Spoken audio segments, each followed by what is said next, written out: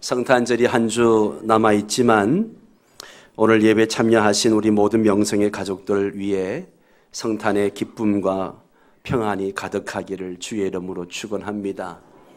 우리가 성탄절이 되면 메리 크리스마스라고 인사를 합니다. 크리스마스가 어떤 뜻인지 여러분 아시겠죠? 크리스마스는 크라이스트, 마스라고 하는 두 단어의 합성어입니다. 크라이스트는 우리가 알다시피 그리스도, 메시아, 기름 부음 받은 자 이런 뜻을 가지고 있죠. 마스는 뭐냐? 경배하다, 예배하다 이런 뜻을 가지고 있습니다. 여러분 가톨릭에서 예배를 뭐라 그래요? 미사라고 하죠. 이 미사란 말도 이 마스에서 유래가 된 말입니다. 그러니까 크리스마스가 무슨 날이냐? 막 선물 주고받고 카드 주고받고 그냥 산타 할아버지에게 선물 받고 또 친구들이랑 한잔하는 그런 날이 아니에요. 크리스마스가 뭐예요? 그리스도께 경배하는 날, 메시아로 오신 예수님께 예배하는 날, 이게 크리스마스입니다. 저는 가끔 이 크리스마스를 맞이할 때마다 무엇이 연상이 되는가 하면 아기들 돌잔치가 연상이 됩니다. 돌잔치가 되면 이제 아기 입장에서 보면 참 피곤하고 굉장히 짜증나는 그런 날이에요. 영문도 모른 채 이상한 데 끌려가서 거추장스럽게 한복을 입히더니만 억지로 의자에 앉혀가지고 사진을 찍는다고 난립니다. 잠은 와 죽겠는데 잠도 못 자게 하고 사람들이 자기 앞에서 온갖 재롱을 부리면서 사진을 찍습니다. 나는 짜증나 죽겠는데 웃으라고 하고 안 웃으니까 그냥 내 볼을 잡고 막 흔들기도 하고, 예. 나중에는 이상한 물건들을 널어놓고 집으라고 강요도 합니다. 예. 그리고는 생전 처음 본 사람인데 데리고 다니면서 일일이 인사시키고 인사하라 그러고 난리를 칩니다. 주인공은 아기인데 사진을 찍고 이벤트 할 때까지는 아기에게 관심을 기울이지만 그게 끝나면 뭐해요? 그 다음부터는 잔치 음식을 먹느라고 아기에게는 관심도 없습니다. 어른들끼리 즐기고 놀다가 그냥 가버리는 거예요. 네. 아기 입장에서 보면 돌잔치가 참 피곤한 날이다 하는 생각을 합니다. 여러분, 우리 성탄절이 그렇지 않나요? 우리가 보내는 성탄절이 어떻습니까? 성탄의 주인공은 분명 예수님인데 주인공이신 예수님은 온데간데 없고 예수님께는 관심도 없고 자기들끼리 선물 주고받고 자기들끼리 카드 주고받고 자기들끼리 그냥 연말이다 분위기다 그렇게 취해가지고 흥청망청 보내는 경우가 많더라는 것이죠. 오늘 우리끼리의 크리스마스가 아니라 예수님이 주인공 되는 진정한 크리스마스를 회복해야 될 줄 믿습니다.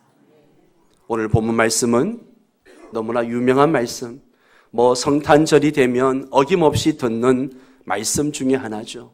동방 박사들이 아기 예수님을 찾아와서 예물을 드리는 그리고 경배하는 장면을 말해주고 있습니다. 그런데 오늘 본문을 가만히 보면 그 본문에 등장하는 사람이 동방 박사들만 있는 게 아니고 대제사장과 서기관도 있고 그리고 예루살렘 사람들도 있고 그리고 참으로 그 동방 박사도 있는 것이죠. 이들은 유대인의 왕으로 나셨다는 탄식 소식을 듣고 각기 서로 다른 반응들을 보이고 있는 것을 보게 됩니다.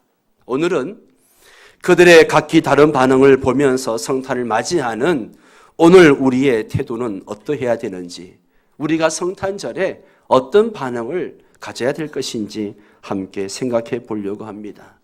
첫째는 헤롯 왕의 반응이죠. 그 당시 유대를 다스리던 사람은 헤롯 왕입니다. 헤롯은 이두메 사람, 에돔 족속 사람이죠. 비유대인 출신으로 로마에 의해서 유대의 왕으로 임명된 사람인데 참 무자비한 사람이죠. 그런데 어느 날 동방에서 온 박사들로부터 뜻하지 않은 소식을 듣게 됩니다. 어느 날 동방의 박사들이 오더니만 유대인의 왕으로 나신 이가 어디 계십니까? 우리가 그 왕께 경배하러 왔습니다. 이렇게 인사를 하는 겁니다. 여러분, 헤롯 입장에서 보면 이게 무슨 뚱딴지 같은 소리입니까? 지금 누가 왕이에요? 지금 내가 왕이에요. 지금 헤롯이 왕인데, 내가 왕인데, 내가 왕자를 낳은 적도 없는데, 아니 세상에 유대인의 왕이 탄생했다라고 하니까 이게 말이 되는 소리냐는 거죠. 2절 3절을 보면 유대인 왕으로 나신 이가 어디 계시냐? 우리가 동방에서 그의 별을 보고 그에게 경배하러 왔노라 하니 3절 같이 읽을까요? 헤롯 왕과 온 예루살렘이 듣고 소동한지라. 예. 여기에 소동했다라고 하는 헬라어 단어를 보니까 무슨 뜻인가 하면 막 흥분했다는 거예요. 막 요동했다는 거예요. 예. 헤롯이 난리가 난 거죠. 예. 동방 박사들의 말을 듣는 헤롯 왕과 예루살렘 사람들은 크게 당황하고 충격을 받습니다. 당시 유대의 왕으로 있던 헤롯은 사실 합법적인 왕이 아니었죠. 그래도 유대의 전통적인 왕이라 그러면 구약 성경에서 예언했던 것처럼 유다 족속 중에서 왕이 나와야죠. 그리고 다윗의 후손 중에서 왕이 나와야 합니다. 그러나 이 헤롯은 유다 족속도 아니고 에돔 족속입니다. 그러므로 그는 유대 민족들로부터 지지를 받지 못했습니다. 이로 인해서 그는 자기 왕권을 지키기 위해서 합법적인 왕족이었던 자기 아내와 식구들까지도 다 죽여버리고 말았습니다. 아주 무자비한 왕입니다. 그러므로 헤롯이 유대인의 왕이 태어났다는 말을 듣고 충격을 받는 것은 너무나 당연한 것이죠. 현재 자신이 왕인데, 내가 왕인데 자기도 모르는 새로운 왕이 탄생했다고 하니까 당연히 긴장이 되는 거죠. 당연히 반역의 음모라고 생각을 한 거죠. 그래서 동방 박사들에게 뭐라고 이야기합니까? 너희가 자세히 알아보고 찾거든 나에게도 알려다오. 내가 가서 경배할 수 있도록 알려달라고 이야기합니다. 그러면서 아주 교묘히 속여서 아기 예수를 제거하려고 하는 것이죠. 왜요? 내가 왕인데, 나만 왕이지 다른 왕은 있을 수가 없다는 거죠. 여러분, 오늘날 많은 사람들이 자신을 왕으로 여기며 살아갑니다. 자기를 왕으로 여기며 살아가요. 자신이 우주의 중심이고 인생의 주인이라고 믿습니다. 세상 사람들만 그런 것이 아니고요. 예수를 믿는 사람들도 자기 인생 주인이 나라고 생각하는 사람들이 너무 많다는 거죠. 그래서 자기 인생을 계획하고 자기 인생을 자기 스스로 컨트롤하려고 합니다. 그래서 사람들은 내 인생은 나의 것, 내 인생은 나의 것, 그렇게 목이 터져라고 노래를 부릅니다. 뭡니까? 다른 사람들의 간섭을 받고 다른 사람들의 통제를 받고 싶지 않다는 거죠. 짜증난다는 겁니다. 여러분, 오늘 여러분은 그렇지 않습니까? 2016년을 살아오면서 여러분 스스로가 주인이 되어서 살아오지는 않으셨습니까? 내 인생은 내 건데 네가 뭔데 나에게 이래라 저래라 하냐? 네가 뭔데 왜 날 간섭하느냐? 우리의 깊은 내면에 이런 외침이 있다라고 하는 사실입니다.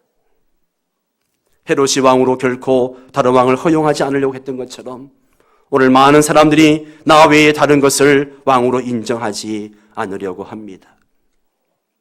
자기 자신 외에 자기 위에 있는 다른 권위를 두려고 하지 않는 거죠. 오직 자기만이 자기가 왕인 겁니다. 그런데 오늘 말씀은 뭐라고 이야기합니까? 내가 왕이라고 합니까? 아닙니다. 예수 그리스도가 왕이라고 부릅니다. 왕 중에 왕이십니다. 만주의 주이십니다. 그렇습니다. 우리 인생의 참다운 주인은 바로 예수님밖에 없습니다. 내 인생의 왕은 오직 우리 주 예수 그리스도이십니다. 이 성탄절에 우리는 또다시 이것을 확인하고 고백할 수 있어야 됩니다. 따라서 합니다. 예수님은 나의 왕이십니다. 그런 대부분의 사람들이 자신을 왕으로 삼고 살아가고 있기 때문에 이걸 못 받아들이는 거죠. 늘 내 삶 가운데 이것이 충돌이 일어나는 거예요. 바울처럼 나와 또 다른 어떤 존재와 늘 자기 안에 싸우는 거예요. 예수님에 대해 적대적인 감정을 나타내고 그리고 예수님을 왕으로 인정하고 받아들이지 않으려고 하는 겁니다. 이게 오늘 헤롯 왕이 나타낸 반응이거든요. 매우 적대적이고 반감을 가진 반응들. 사랑하는 성도 여러분, 오늘 예수님을 나의 왕으로 나의 주님으로 인정하고 받아들이시는 은혜가 있으시기 바랍니다. 다시 한번 옆 사람에게 예수님은 나의 왕이십니다. 예수님은 당신의 주님이십니다. 오늘 헤롯 왕처럼 스스로 왕이 되고자 한다면, 이걸 내려놓지 않으면 우리는 성탄의 기쁨을 맛볼 수가 없습니다. 바울의 고백처럼 나 자신의 정과 욕심을 십자가에 못 박고 오늘 주님을 완왕의 왕으로 고백하며 나아갈 때, 예수님을 내 인생의 주인으로 인정하고 모셔드릴 때 진정한 성탄의 기쁨과 평화가 임하게 되는 줄 믿습니다. 두 번째로 예루살렘 백성들의 반응이죠. 돈방바사들이 찾아와서 유대인의 왕으로 나신 네가 어디 계시냐라고 물었습니다. 그러자 예루살렘 사람들은 어떤 반응을 보였습니까? 3절을 다시 보면 헤롯 왕과 온 예루살렘이 듣고 소동한지라. 헤롯과 온 예루살렘 백성들이 갑자기 유대인의 왕으로 태어났다, 그 소식을 듣고는 큰 소동이 났습니다. 왕이 탄생하셨대, 왕이 나셨대, 그러면서 온통 난리였습니다. 그 소식이 꼬리를 물고 울려 퍼지면서 그냥 성이 시끌벅적했을 겁니다. 요즘 같으면 신문에 데스크토피를 하고 모든 뉴스에 헤드라인을 장식하고 그리고 새로운 왕의 탄생을 조사하고 생방송으로 막 방송을 하고 난리가 났을 겁니다. 그런데 그 다음에는요, 끝이에요. 아무것도 없어요. 아무 말이 없습니다. 난리가 나고 소동이 났는데 그 이상의 반응이 없습니다. 그저 한때 소동으로 끝난 겁니다. 그렇다고 그들이 예수님이 메시아가 탄생하신 곳이 어디인지 몰랐느냐? 아니요, 알았습니다. 5절 6절 말씀을 보면 그들은 유대 땅 베들레헴에서 탄생하실 것을 알았습니다. 여러분, 이 부분을 현대인의 성경으로 한번 읽어드리겠습니다. 그들은 왕에게 이렇게 대답했습니다. 유대 베들레헴입니다. 왜냐하면 선지자가 이렇게 예언했기 때문입니다. 너 베들레헴 유대 땅이요, 너는 유대 고을 중에 가장 작지 않도다.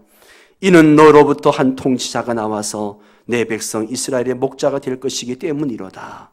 알았어요. 알았는데 그런데 그걸로 끝난 거예요. 그들은 한동안 성탄의 기쁜 소식을 듣고 뜨겁게 반응했지만 그 이상 아무것도 하지 않았습니다. 여러분, 이런 예루살렘 백성들의 모습이 오늘 우리 사회의 모습과 흡사하지 않습니까? 성탄절만 되면, 크리스마스 시즌만 되면 세상이 요란하고 시끌벅적합니다. 크리스마스 캐롤에, 카드에, 선물에 전부 방방 떠다닙니다. 백화점이나 영화관은 크리스마스 특수다 그러면서 사람들을 끌어모으려고 난리죠. 원래는 여러 가지 상황들 때문에 그런 모습은 조금 줄어들었습니다만 어쨌든 난리입니다. 크리스마스 연말연시만 되면 한 번씩 큰 소동이 일어나는 겁니다. 그러나 어떻습니까? 소란스럽기만 하지 그 이상 아무것도 없습니다. 대부분 아기 예수님께 주목하지 않습니다. 경배하지도 않아요. 오직 자기들끼리 즐기고 분위기를 낼 뿐이죠. 그리고 크리스마스 시즌이 지나가면 한때 소동으로 끝나버리는 겁니다. 사랑하는 성도 여러분, 진정한 성탄의 기쁨을 누리려면 가장 먼저 아기 예수님께 집중해야 합니다. 아멘입니까? 세상이 흥분한다고 같이 흥분하면 안 돼요. 오히려 성탄에는 흥분하고 들떠서 다니는 게 아니라 예수님의 오심을 다시금 묵상하고 그분의 성육신의 사랑에 대해서 감사하고 그리고 그분께 나와서 경배와 찬양을 드려야 되는 겁니다. 성도들 중에도 성탄절이 되면 천야에 분위기에 휩싸여 가지고 1차, 2차, 3차까지 가고 그렇게 가지고 새벽에 집에 들어가 가지고는 잠이 들어 가지고 성탄절 예배에 나오지도 못하는 그런 인간들도 있더라고요. 그걸 인간이라 그래야지 뭐라 그럽니까? 예. 참 안타까워요. 옆 사람에게 이야기합니다. 흥분하지 맙시다. 조용히 예수님을 묵상합시다. 아멘. 세 번째로 대제사장과 서기관들의 반응입니다.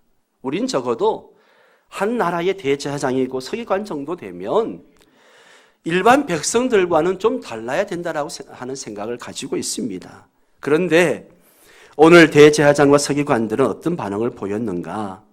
동방박사들의 방문에 당황한 헤롯 왕이 대제사장과 서기관들을 불러서 묻습니다. 4절에서 6절까지 내용을 보면 왕이 모든 대제사장과 백성들의 서기관들을 모아 그리스도가 어디서 나겠느냐 물으니 이르되 유다 베들레헴이오니 이는 선지자로 이렇게 기록된 바 유대 또 유대 땅 베들레헴아 너는 유대 고을 중에서 가장 작지 아니하도다. 네게 산 다스리는 자가 나와서 내 백성 이스라엘의 목자가 되리라 하였음이니이다. 헤롯 왕이 물었어요. 그리스도가 어디서 나겠느냐. 그러자 이들은 기다렸다는 듯이 미가서 5장 2절 말씀을 인용하면서 메시아는 유다 베들레헴에서 태어난다고 했습니다. 정확하게 알고 있었습니다. 지식적으로 완벽하게 알고 있었어요. 그런데 그 다음에는요, 알면 뭐 합니까? 그 다음 액션이 없는데 그냥 아는 것으로 끝이에요. 누가복음 2장에 보면 들에서 양을 치던 목자들에게 천사가 나타나서 메시아 탄생을 이야기했습니다. 그런데 그 목자들은 어떻게 합니까? 그 이야기를 듣자마자 어떻게 해요? 듣자마자 천사가 전해준 말을 듣자마자 천사가 떠나가자마자 그냥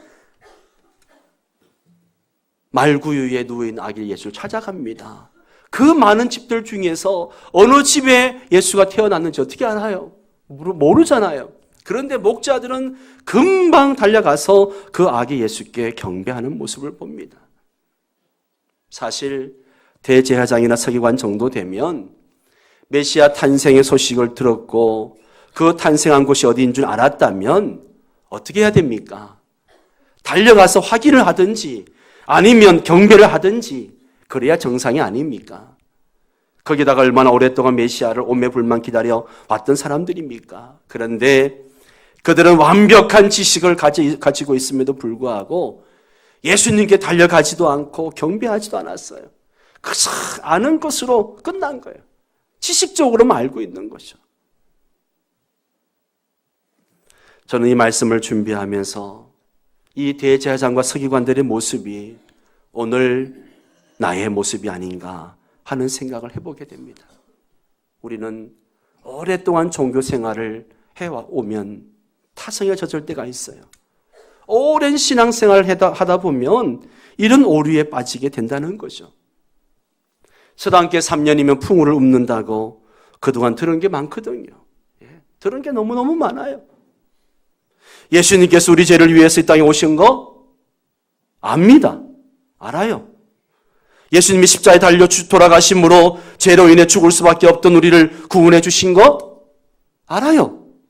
하나님의 아들이신 예수님이 이 땅에 오셔서 우리를 구원하시기 위해 인간의 몸을 입으시고 동정녀 마리아에게서 탄생하셨다는 거 압니다. 예수님이 사망 권세를 이기시고 부활 승천하시고 다시 오신다는 거 압니다. 그런데 이걸 머리로는 다 아는데 이게 가슴으로 내려오지는 않는 거죠. 여러분, 세상에서 가장 먼 거리가 어딘지 아세요? 머리에서 가슴이라고 이야기합니다. 머리로는 아는데 이게 가슴까지 내려오지 않는 거죠. 우리의 가슴이 불붙어야 합니다. 아멘. 내 머리에 있는 성경 지식이 가슴에 뜨거운 사랑의 불로 점화되어져야 됩니다. 아는 걸로 끝나면 안 됩니다. 이게 불이 붙어야 돼요. 그럴 때 진정한 성탄의 기쁨을 누릴 수 있게 되는 겁니다. 사랑하는 성도 여러분, 예수님에 대해서 아는 것으로 만족하지 않기를 바랍니다. 예수님에 대해서 아는 것만큼 순종하시고 아는 것만큼 그 예수님을 사랑하는 성도 여러분 되시기 바랍니다. 마지막으로 돈방 박사들의 반응입니다. 돈방 박사들은 페르시아 지역에서 별을 연구하던 점성술가들이었다라고 그렇게 성경학자들은 이야기합니다. 그런데 어느 날 그들이 별을 연구하다가 유독 한 별에 집중하게 되죠. 그 별을 보고는 유대 땅에 범상치 않은 한 인물이, 한 왕이 태어나겠구나, 그렇게 생각을 합니다. 그래서 그들은 그 왕을 만나기 위해서, 그 왕을 경배하기 위해서 별을 따라서 머나먼 여행을 이제 떠나게 되는 거죠. 그래서 아기 예수님을 찾아온 겁니다. 도적의 위험과 광야의 목마름과 그 추위와 이런 것에도 불구하고 오직 예수님께 경배하기 위해서 그 먼 길을 찾아왔습니다. 그리고 그 왕을, 그 아기 예수를 보자마자 준비해온 황금과 유황과 몰약을 예물로 드립니다. 그리고 그 아기 예수께 정성껏 경배를 합니다. 동방박사들은 온전히 아기 예수님께만 초점이 맞춰져 있습니다. 철저하게 아기 예수님께 경배하고 있습니다.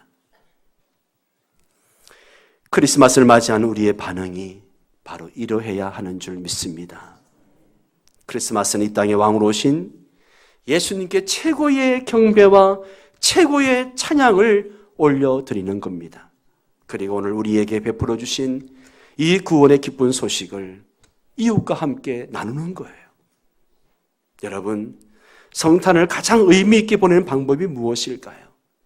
그것은요, 온 가족이 다 함께 나와서 예수님께 최고의 경배와 최고의 찬양을 올려드리는 거예요. 이게 크리스마스를 가장 복되게 보내는 겁니다. 다음 주가 행복한 만남 2차, 3차 초청주일이기도 합니다. 성탄절인데 또 공교롭게도 그렇게 됐습니다. 그리고 2016년 마지막 주일 예배이기도 합니다. 여러분, 동방박사들처럼 오직 예수님께만 집중하시기 바랍니다. 그리고 가족들과 다 함께 나오셔서 하나님을 예배할 수 있기를 바랍니다.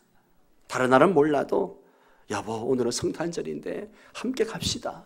우리 가족이 다 함께 예배합시다. 얘들아, 오늘 다른 날도 아니고 성탄절인데 성탄절을 한번 가야 되지 않겠느냐. 그리고 다음 주일날은 다 함께 데려와서 온 가족이 한 자리에 앉아서 예배를 드리고 하나님께 최고의 경배를 드리고 찬양을 드리는 시간 되시기 바랍니다. 꼭 그렇게 하십시오. 이제 말씀을 정리하겠습니다. 이제 한 주만 있으면 우리 주님이 오신 성탄절입니다. 다시 한번 오직 예수님께 우리의 마음과 시선을 집중하시기 바랍니다. 그리고 동방박사들처럼 경배와 찬양을 올려드리시기 바랍니다. 아직도 내 안에 헤롯왕처럼 스스로 왕이 되어서 내려놓지 못한 것이 있다면 겸허하게 자신을 비우시고 주님을 내 인생의 왕으로 모셔드리시기 바랍니다. 백성들처럼 소란만 피우고 있다면 다시 한번 예수님께 집중하는 성탄절 되시기 바랍니다. 대제사장이나 서기관들처럼 그저 예수님을 머리로만 아는 지식에 머물고 있다면 오늘 우리의 가슴에 불붙는 그런 역사가 있게 되기를 바랍니다. 거룩한 성탄절, 우리 모두 예수님의 탄생을 진심으로 축하드리며 주님께 더 가까이 나아가는, 주님이 주시는 기쁨과 위로와 평화를 더 누릴 수 있는 그런 성도 여러분 되시기 바랍니다. 그리고 그 기쁨과 평화를 우리의 이웃과 함께 나누는 복된 성탄 되시기를 주의 이름으로 축원합니다. 우리 함께 고요한 밤, 거룩한 밤 찬양 드리며 결단의 기도 시간을 갖도록 하겠습니다.